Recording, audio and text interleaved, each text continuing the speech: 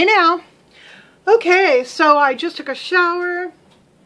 I don't have a shower chair. I need to get one. But I used an old cream can from some Meadow Gold dairy. I happen to have that lying around. That worked okay. So I'm sitting in my chair. I'm using my detangler and one of my new combs. And I thought I would talk to you guys for a few minutes while I detangle my hair and do a few other things.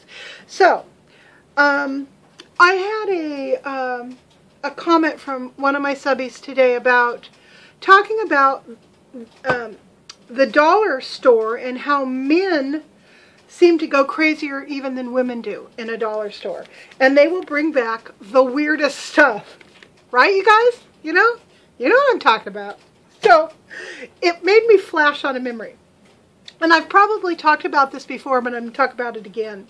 Okay, so when my dad was in the last few years of his life, he was a handful. Keeping him entertained and, keeping his spirits up and all of that was really tough. I mean, he was a take charge kind of guy. He was used to doing things his way and having people snap to. Very old world Italian / Portuguese / Filipino, which is a nightmare combination. And I'm half of it. Anyway, so my kids, my grown children and I, my two sons, we would do this thing that we called taking Grandpa out for a walk. All right. What that meant was we bundled him into his car, which he was no longer allowed to drive. We then had a short conversation, a little bit of an argument about who was going to drive. No, Grandpa, you can't drive. They took away your license. So that would last for a couple, 3 minutes. Then he'd snort and sit back and, pretty much act just like my burro was when he was getting his feet trimmed yesterday. And off we would go. Well, my dad had favorite places to go. When it came to his clothes, he preferred Sears. He loved Sears. So on occasion, we'd go to Sears. There's still a couple in our metropolitan area. And we'd, walk him through. He'd look at all the clothes and buy a sweater and some slacks and some chonies and, he'd feel better about himself. He was always looking for a windbreaker. And no matter how many times we told him, Pop, they don't call them windbreakers anymore. They don't look like windbreakers. We can find you something similar, but there's none to be had, at least not, in store. Oh boy, that made him angry because windbreakers, that was his favorite thing since he was a teenager. Anyway, but we didn't go to Sears very often. We generally went to 3 places. Trader Joe's, which he loved, because he loved 2-buck chuck. The dollar store. Then we generally drove down to the roadside fruit and vegetable stand down on the outskirts of town called Takahashi. And he loved going to Takahashi because he went to school with one of the Takahashis in a nearby farming town. They were a farming family and still are. And so he has fond memories of the Takahashis. Well, the last thing we would do, almost always, was to drive through. We'd do a drive-by hamburgering at the Sonic. He loved Sonic.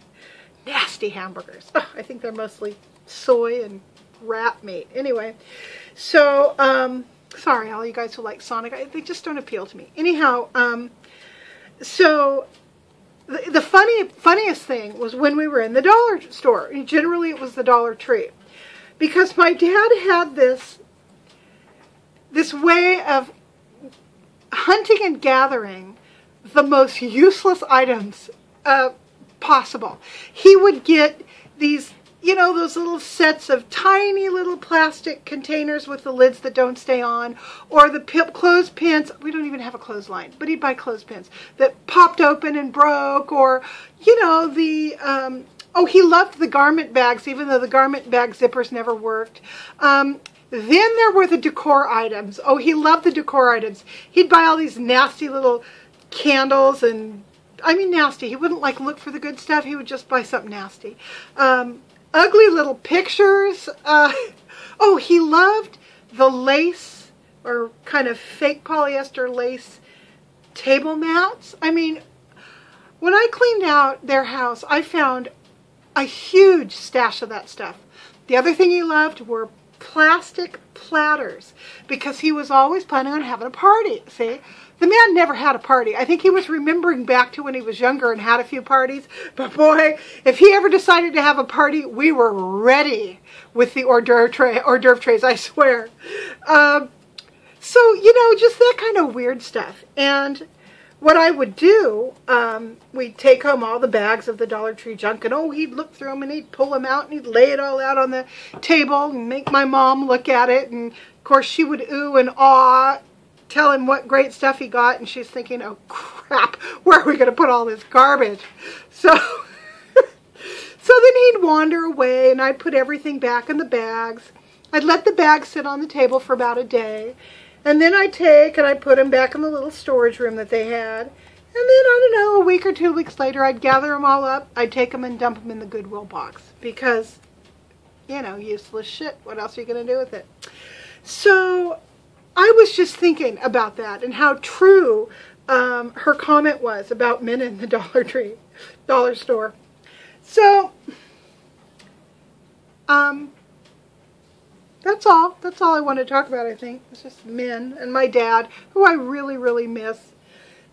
Taking care of him, like you guys know, was a real chore. The man was so difficult to deal with. I mean, he would become angry because of something that he did or didn't do, so particularly if it was related to the fact that he was getting older and losing his mind. And he would remember this thing, and then he would blame everybody else who was part of the issue and not know how to take responsibility. So then he would get drunk, and then he would get angry, and then he would grab his gun and he would go out into the front pasture with his revolver and brandish it around, talking about all the people he was going to kill. Luckily, our front yard was very, very big, so the neighbors on either side couldn't see him, and you couldn't really see him from the street. So, you know, unless he actually discharged it, there probably wouldn't have been any issue. And of course, by the time all this stuff happened, we had unloaded the guns and taken the ammo. You know, so unless he called a cab to go down to buy more ammo, which he could not have done without us knowing, he's fairly safe. Even still, we finally decided, after he'd done this a couple times, we decided to disable his guns. So my husband and I took the Dremel tool to the firing pins and disabled the guns. So, you know, you can always buy replacements for that stuff. Well, not always. There was one gun we couldn't fix. But anyway, so point is, yeah, he was a handful, and he took a lot out of me. And the older I get, the more like him I become. I mean, I'm not going to brandish guns or anything. I don't have a revolver. But, you know, I expect people to hop to when something has to be done. You know, I'm sort of the Patton of the family.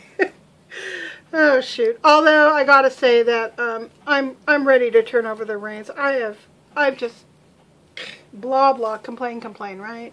Just it's been tough. Like all of you guys know who've gone through what I'm going through now, of taking care of your parents as they age, particularly when some dementia comes in. You guys know what I'm gonna say, so I'm not even gonna say it. Wow, this detangler really works. I'm using this watermelon smelling one today. It really, really does a good job.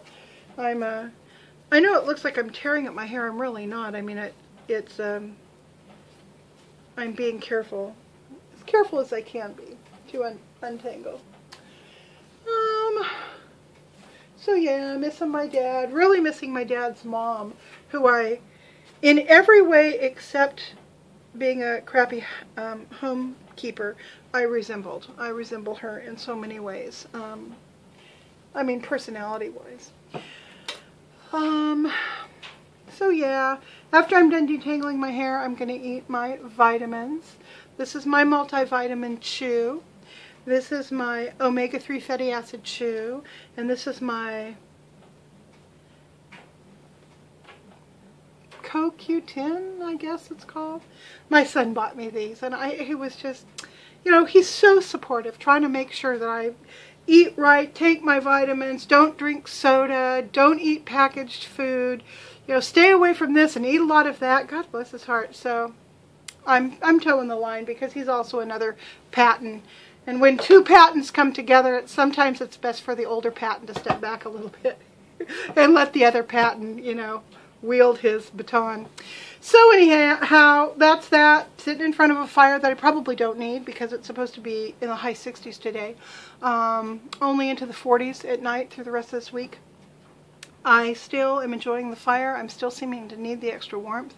I know that, you know, when we are no longer allowed to burn fires, which will probably happen early this year, then that's it. That's it till the rainy season over 6 months from then. And I sit here and I longingly look at my fireplace and I sigh just like a cat. I can't wait for the fire to come back. So that's what I'm going to do. I'm working on another hat, and of course, and yeah, just kind of seeing what the rest of this day will bring. I hope you guys are all having a wonderful day. I want to shout out to my friend Keair Snyder here on YouTube. She's taken a hiatus because she just had her baby. River Song. That is a child who needs a TARDIS hat. Absolutely. So yeah, Keair, I know that you are in your mommy pink cloud and probably won't see this video for months and months, but I'm thinking about you and your lovely daughter and your sweet husband, and just enjoy it. It goes by so fast. So I will talk to you guys later. Bye.